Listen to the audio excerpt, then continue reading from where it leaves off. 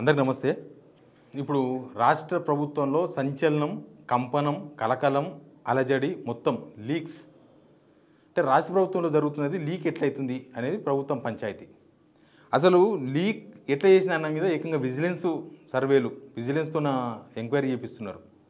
అసలు ఆ జర్నలిస్ట్ ఎవరో పేపర్లో వార్తలు రాస్తే ఆయన ఎట్లా రాసిన, ఆయనకి ఎవరు చెప్పిందని రాస్తున్నారు. కేటీఆర్కి వాట్సాప్లో పంపించింది ఎవరు అని ఎంక్వైరీ చేస్తున్నారు. అదే హిల్ట్ పాలసీ గురించే, పారిశ్రామికకు సంబంధించి. ఇప్పుడు దొంగతనం చెప్పినప్పుడు భయం ఎందుకు?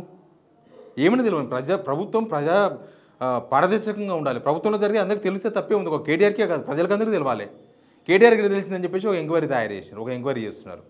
ఇదో పెద్ద కథ నడుస్తుంది ఐఏఎస్లో. లోపల ఐఏఎస్లు స్పీడ్ వర్సెస్ సైడ్ అంట, వార్ నడుస్తుందట. ఐఏఎస్ల వార్, ప్రభుత్వంలో ఐఏఎస్ల వార్. ఇది అడ్మినిస్ట్రేషన్కి మంచిది కాదు.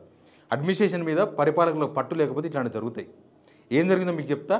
అంతకన్నా ముందు సబ్స్క్రైబ్ చేయండి, షేర్ కూడా చేయండి. ఏమైందంటే ఈ మధ్య చూస్తున్నారు కదా, ఈ పారిశ్రామికవేత్తలకు లాభం చేకూర్చే విధంగా 5 లక్షల కోట్ల స్కామ్ జరగబోతుంది గవర్నమెంట్లో అని కేటీఆర్ వాళ్ళ టీం అంతా కలిపి తిరుగుతూ ఉన్నారు, పారిశ్రామిక వాడాలంతా. ఒక పక్క బీజేపీ వాళ్ళు కూడా వాళ్ళ ప్రయత్నం వాళ్ళు చేస్తున్నారు. గవర్నర్ కలిసినారు, వినతి పత్రాలు ఇచ్చారు. అయితే దీనిలో స్కామ్ లేదు అని చెప్పుకోవచ్చు ప్రభుత్వం. దీనిలో స్కామ్ లేదు, ఏం లేదు, ఇది నిజంగానే మేము జస్ట్ గవర్నమెంట్కి డబ్బులు రావడం కోసమే చేస్తున్నాం అని చెప్పుకోవచ్చు. కానీ చెప్పుకోలేకపోతుంది. ఎందుకు చెప్పుకోలేకపోతుంది అంటే దాని కథ అట్లున్నది. గూడపల్లిలో 6,000 గజం ఎవరిని ఇస్తారా? పుక్కడిగా కొట్టుకొచ్చిన భూమి కూడా ఇయ్యరు. డబల్ రిజిస్ట్రేషన్ భూమి కూడా ఇయ్యరు 6,000కు. కూడపల్లి డబల్ రిజిస్ట్రేషన్ భూమి కూడా 50,000 ఇస్తారు, తక్కువ. దొంగ భూమి కూడా ఇయ్యరు. అట్లాంటిది గవర్నమెంట్ మాత్రం 6,000కి ఎట్లా రిజిస్ట్రేషన్ చేస్తుంది? ఏమైంది లోపల అంటే సమాధానం లేదు. అసలు దీనికి అంతా బేస్ వేరే ఉంది. ఆ బేస్ నేను తర్వాత చెప్తాను నేను. అయితే ఇప్పుడు ఏంటంటే విజిలెన్స్ ఎంక్వైరీ. ఎందుకు? కేటీఆర్కు వాట్సాప్లో ఎవరు పంపించారు, ఏ ఆఫీసర్ పంపించారు, ముందే ఎట్లా తెలిసింది గవర్నమెంట్లో జరిగింది. ఇప్పుడు ఎట్లుందంటే ఒక దొంగతనం చేయబోయిండు ఒక దొంగ అయినా ఒక ఇంట్లో దొంగతనం చేయబోయిండు. ఆ విషయం పక్కింటి ఆయనకు, ఆ దొంగతనం జరిగే ఇంటి పక్క ఆయనకు తెలిసిపోయింది. తెలిసిపోతే ఆయన ముత్తుకున్నాడు, అట్టెట్లా అని. మొత్తుకుంటే ఈ దొంగ ఆయన ఏం చేస్తుండు, ఎంక్వైరీ చేపిస్తుండు. నేను దొంగతనం చేసే విషయం ఆయనకు ముందే ఎట్లా తెలిసింది? అది ఎంక్వైరీయా? అది దొంగతనం చేయాలని ప్లానే తప్పు కదా. అది ఒక గవర్నమెంట్లో అయితే ఇంకా పెద్ద తప్పు కదా. ఇక్కడ ఒక పెద్ద స్కామ్కు ప్లాన్ చేసిండ్రు అనేది ఒక పెద్ద ఆయన ఎవరు మినిస్టర్, పరిశ్రమల శాఖ మంత్రి శ్రీధర్ బాబుకి తెలియదంట ఇష్యూ ఇది. అసలు మొత్తం తడబడ్డది గవర్నమెంట్, అడ్మినిస్ట్రేషన్ కాదు. ఇప్పుడు ఏదైనా సరే ఉన్నది ఉన్నట్టుగా చేసుకుంటూ పోతే ఎవరికి ఇబ్బంది లేదు. ఎప్పుడైతే దొంగ పని చేయాలనుకుంటామో అప్పుడు తడబడతాం, ఎప్పుడైనా అబద్ధం చెప్తామో అనుకుంటామో అప్పుడు మాటలు రావు. ఓ దొంగతనం చేస్తూ రెడ్ హ్యాండర్గా పట్టుబడితే చేతులు గజగజ వణుకుతాయి, కాళ్ళు చేతులు. ఇప్పుడు ప్రభుత్వంలో అదే పరిస్థితి, గజగజ వణుకుతున్నది. ఎవడైనా అసలు దీని మీద వచ్చిన ఆరోపణలను తిప్పికొట్టే ప్రయత్నం చేస్తారా, లేకపోతే ఇది కేటీఆర్కి ఎట్లా పోయిందని చెప్పి విజిలెన్స్ ఎంక్వైరీ చేస్తారా? అంటే గవర్నమెంట్ ఉద్యోగం వాళ్ళకి జీతాలు కూడా వేస్ట్ చేస్తున్నారు. వాళ్ళకి జీతాలు ఇచ్చేది ప్రభుత్వంలో ఏం జరుగుతుంది, ప్రజలకు అందే విషయంలో అందకుండా ప్రజలకు ఎట్లా అన్యాయం జరుగుతుంది అనే దాని మీద విజిలెన్స్ వాళ్ళతో ఎంక్వైరీ చేయించాలి. కానీ వీళ్ళు మాత్రం మేము చేసే తప్పు బయటికి ముందే ఎట్లా తెలిసిందని దాని మీద ఎంక్వైరీ చేస్తున్నారు. ఎందుకు తెలిసిందంటే ఒక పెద్ద కట్టుకథ అల్లిరు. సచివాలయంలో ఐఏఎస్లు 2 వర్గాలు అయినరంట.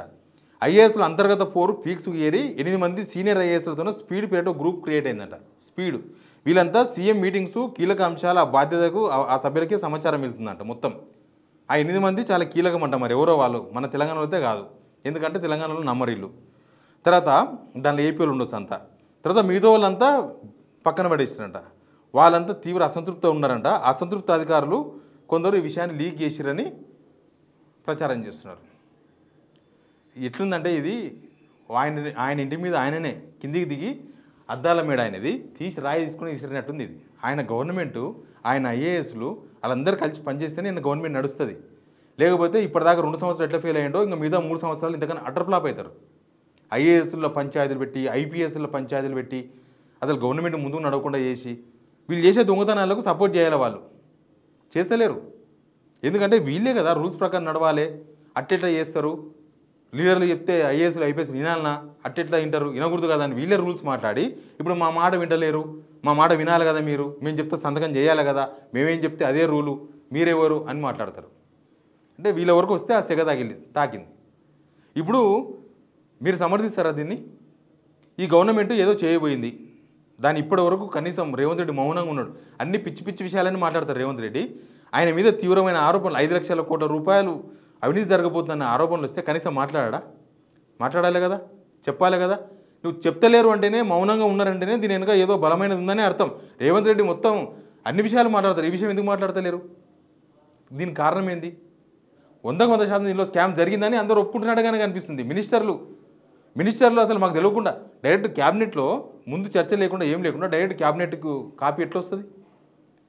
సాక్షి పేపర్లో రిపోర్టరు వరుస కథనాలు రాసింది, దానిపైన రాస్తే ఆ రిపోర్టర్ మీద అయి పెట్టినారు. ఆ రిపోర్టర్ మీద ఇంటెలిజెన్స్ ఎంక్వైరీ, అసలు ఎవరైనా ఎవరి దగ్గర అట్టెట్ రాసి ఈయన చెప్పేది ఎవరెవరు ఉంటారు? తెలంగాణ బాగా కొరుకుతూ ఉంటారు కదా ఇండస్ట్రీలా, ప్రతి గవర్నమెంట్లో ఉంటారు వాళ్ళు. ఇప్పుడు రేవంత్ రెడ్డికి గవర్నమెంట్ ఉన్నప్పుడు చెప్పలేదా? చాలామంది చాలా విషయాలు చెప్పినారు, చెప్తేనే ఆయన అన్ని విషయాలను ఈ గవర్నమెంట్లో లూప్ హోల్స్ను ఆయన పట్టుకున్నాడు. అప్పుడు పట్టుకుని వాళ్ళందరికీ ఇప్పుడు వచ్చినాక ఉన్నత పదవులు ఇచ్చిర్రు. మరి ఆయన ఉన్నప్పుడేమో ఇక్కడ గవర్నమెంట్ జరిగింది తెలుసుకోవచ్చు, ఇప్పుడున్న ప్రతిపక్షం మొత్తం తెలుసుకోవద్దా? జనం యాంగిల్లో ఎవరు తెలుసుకున్నా తప్పు లేదు, దాచుకుంటే ప్రభుత్వం తప్పు, దీని మీద ఎంక్వైరీ చేయడం అతిపెద్ద తప్పు, దీనిలో స్కామ్ జరుగుతుందని ఆరోపణలు వస్తున్నా మౌనంగా ఉండడం ఇంకొక అతిపెద్ద తప్పు. మొత్తానికి ఈ ఐఏఎస్ల పోరు ఫైటింగ్ ఇవన్నీ చూస్తే దీని వెనుక పెద్ద కథ జరిగిందనేది మాత్రం క్లియర్గా అర్థమవుతుంది. Please subscribe signal TV.